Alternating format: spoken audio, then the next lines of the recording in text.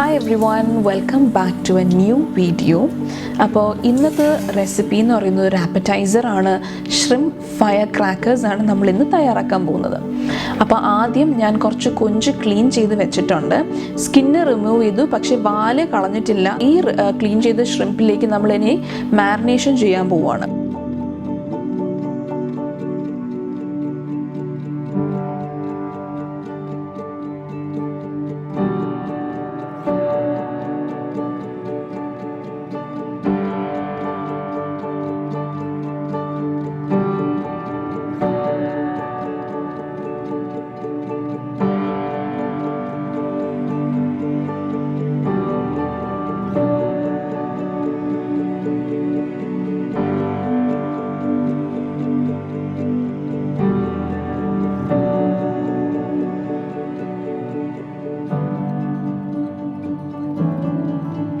ഇന്ന് ഞാൻ എടുത്തിരിക്കുന്നത് ഏകദേശം 250 grams ആണ് കൊഞ്ച് എടുത്തിട്ടുള്ളത്. അപ്പോൾ 250 grams ഓഫ് ഷ്രിംപിന് ആവശ്യമായിട്ടുള്ള ഇൻഗ്രീഡിയൻസ് ആയിരിക്കും എൻ്റെ ഡിസ്ക്രിപ്ഷൻ ബോക്സിൽ ഉണ്ടാവുക.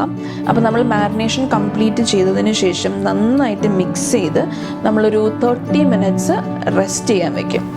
ഈ റെസിപ്പി നമ്മൾ കുക്ക് ചെയ്യാൻ തുടങ്ങുന്നതിന് മുന്നേ ആയിട്ട് ഞാൻ സ്പ്രിംഗ് റോൾ ഷീറ്റ്സ് ഡീഫ്രോസ്റ്റ് ചെയ്യാനായിട്ട് വെച്ചിട്ടുണ്ടായിരുന്നു. അപ്പോൾ മാരിനേഷൻ കഴിഞ്ഞപ്പോഴത്തേനും കറക്റ്റായിട്ട് അത് റൂം ടെമ്പറേച്ചറിൽ കിട്ടിയിട്ടുണ്ട്. അപ്പോൾ സ്ക്വയർ ഷേപ്പിൽ ഉണ്ടായിരുന്ന സ്പ്രിംഗ് റോൾ ഷീറ്റിനെ ഞാൻ ഡയഗണലി കട്ട് ചെയ്ത് ട്രയാങ്കിൾ ഷേപ്പിലാക്കിയിട്ടുണ്ട്. കൊഞ്ച് ഇതിലേക്ക് വെച്ച് റോൾ ചെയ്യാൻ പോവുകയാണ്. അപ്പോൾ കൊഞ്ച് നമ്മൾ സ്പ്രിംഗ് റോൾ ഷീറ്റിൽ വെക്കുന്നതിന് മുന്നേ ആയിട്ട് ഒരു കിച്ചൺ ടവൽ യൂസ് ചെയ്ത് എന്തെങ്കിലും ഒരു എക്സ്ട്രാ മോയ്സ്ചർ ഉണ്ടെങ്കിൽ അത് ഫുള്ള് കളഞ്ഞതിന് ശേഷം വേണം റോൾ ചെയ്യാൻ.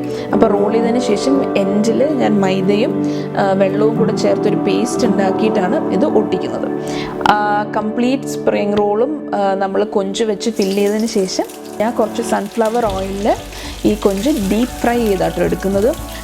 4 minutes ഓഫ് കുക്കിംഗ് ആണ് ഞാൻ ചെയ്യുന്നത്. ബിക്കോസ് കൊഞ്ച് ഓവറായിട്ട് കുക്കായി കഴിഞ്ഞാൽ കുറച്ച് റബ്ബറി ആവും, അണ്ടർ കുക്ക്ഡ് ആണെങ്കിൽ കഴിക്കാനും പറ്റില്ല.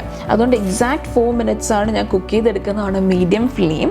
കുക്ക് ചെയ്ത് കഴിയുമ്പോഴത്തേനും നമ്മുടെ ഇന്നത്തെ റെസിപ്പിയായ ഷ്രിംപ് ഫയർ ക്രാക്കേഴ്സ് റെഡിയാണ്. എളുപ്പം തയ്യാറാക്കാൻ പറ്റുന്നൊരു റെസിപ്പിയാണിത്. അപ്പോൾ എല്ലാവരും ട്രൈ ചെയ്ത് നോക്കുക. നമുക്ക് മറ്റൊരു വീഡിയോയിൽ വീണ്ടും കാണാം. അതുവരേക്കും thank you so much for watching and do subscribe to my channel.